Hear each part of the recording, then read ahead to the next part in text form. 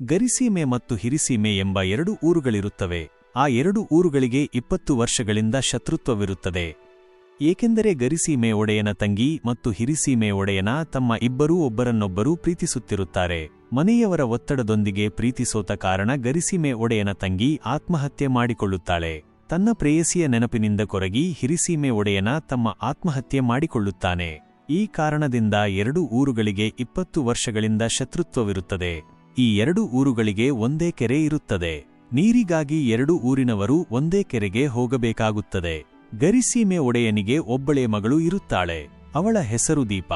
ದೀಪಾಳನ್ನು ಅವಳ ತಂದೆ ಎಲ್ಲಿಗೂ ಕಳುಹಿಸುತ್ತಿರಲಿಲ್ಲ. ದೀಪಳಿಗೆ ಚಿಕ್ಕ ವಯಸ್ಸಿನಿಂದಲೂ ಒಬ್ಬಳು ಗೆಳತಿ ಇರುತ್ತಾಳೆ. ಅವಳ ಹೆಸರು ಮಲ್ಲಿಕಾ. ಒಂದು ದಿನ ಮಲ್ಲಿಕಾಳು ತನ್ನ ಗೆಳತಿಯ ತಂದೆಯ ಬಳಿ ದೀಪಾಳನ್ನು ಹಬ್ಬಕ್ಕೆ ಕಳುಹಿಸಬೇಕೆಂದು ಕೇಳಿಕೊಳ್ಳುತ್ತಾಳೆ. ಮಲ್ಲಿಕಾಳ ಮನೆ ಪಕ್ಕದ ಕಿರಿಸೀಮೆ ಆದ್ದರಿಂದ ದೀಪಾಳ ತಂದೆ ಒಪ್ಪಿಕೊಳ್ಳುತ್ತಾರೆ. ಮಲ್ಲಿಕಾಳು ದೀಪಾಳನ್ನು ಕರೆದುಕೊಂಡು ಹೋಗುತ್ತಾಳೆ. ಹಿರಿಸೀಮೆ ಒಡೆಯನಿಗೆ ಒಬ್ಬನೇ ಮಗನಿರುತ್ತಾನೆ. ಅವನ ಹೆಸರು ದಿಲೀಪ್. ದಿಲೀಪನು ಓದು ಮುಗಿಸಿ ಬಂದಿರುತ್ತಾನೆ. ಕಿರಿಸೀಮೆಯ ಸ್ನೇಹಿತನಾದ ವರುಣನು ದಿಲೀಪನನ್ನು ಹಬ್ಬಕ್ಕೆ ಕರೆದಿರುತ್ತಾನೆ.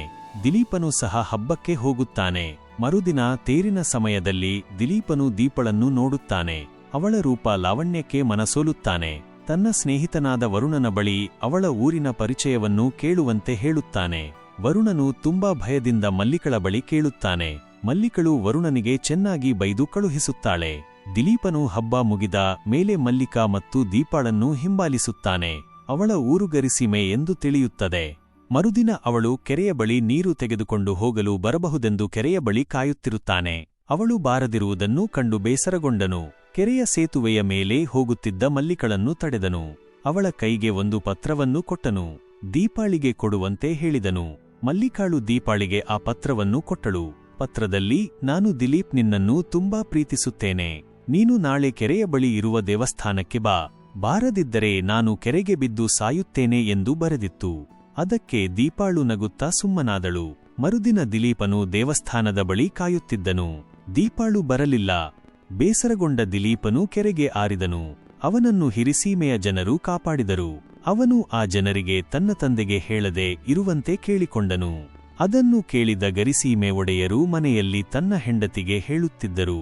ಅದನ್ನು ಮರೆಯಲ್ಲಿ ಕೇಳಿಸಿಕೊಂಡ ದೀಪಳು ಆಶ್ಚರ್ಯಗೊಂಡಳು. ಮರುದಿನ ಮಲ್ಲಿಕಳನ್ನು ತಡೆದ ದಿಲೀಪ್, ನೀನು ಪತ್ರವನ್ನು ಅವಳಿಗೆ ಕೊಡಲೇ ಇಲ್ಲ ತಾನೆ ಎಂದು ಕೇಳಿದನು. ಇಲ್ಲ ದಿಲೀಪ್, ನಾನು ಅವಳಿಗೆ ಆ ಪತ್ರವನ್ನು ಕೊಟ್ಟೆ.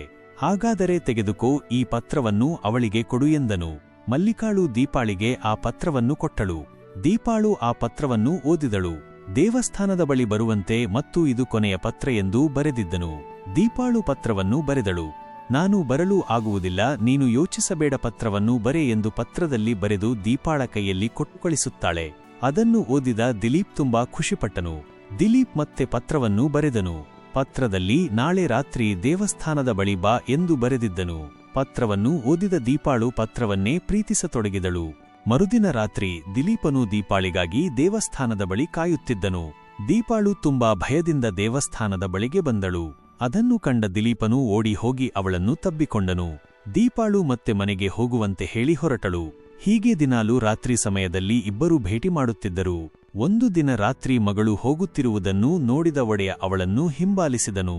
ಅವಳು ತನ್ನ ಪ್ರೇಮಿಯನ್ನು ಭೇಟಿ ಮಾಡಿದ್ದನ್ನು ಕಂಡನು. ದಿಲೀಪನನ್ನು ಅಲ್ಲೇ ಹಿಡಿದುಕೊಂಡನು. ದಿಲೀಪನನ್ನು ಬಂಧಿಸಿಟ್ಟನು. ದೀಪಾಳನ್ನು ಕೋಣೆಯಲ್ಲಿ ಕೂಡಿ ಹಾಕಿದನು.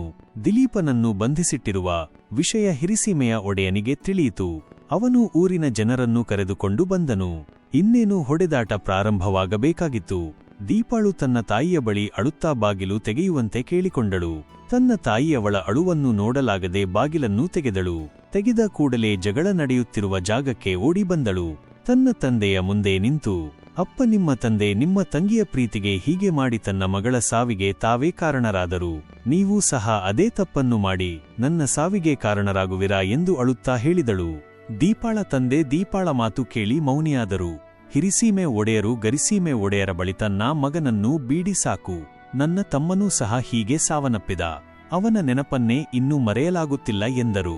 ಹಿರಿಸೀಮೆ ಒಡೆಯರ ಮಾತು ಕೇಳಿದ ಗರಿಸೀಮೆ ಒಡೆಯ ಮಗಳನ್ನು ದಿಲೀಪನಿಗೆ ಕೊಟ್ಟು ಮದುವೆ ಮಾಡುತ್ತಾನೆ. ದಿಲೀಪ ಮತ್ತು ದೀಪಾಳ ಪ್ರೇಮವು 2 ಊರುಗಳನ್ನು ಒಂದು ಮಾಡಿತು. ಪ್ರೇಮದಿಂದ ಎಲ್ಲವೂ ಸಾಧ್ಯ ಎಂಬುದನ್ನು ಇವರ ಪ್ರೀತಿ ನಿರೂಪಿಸಿತು.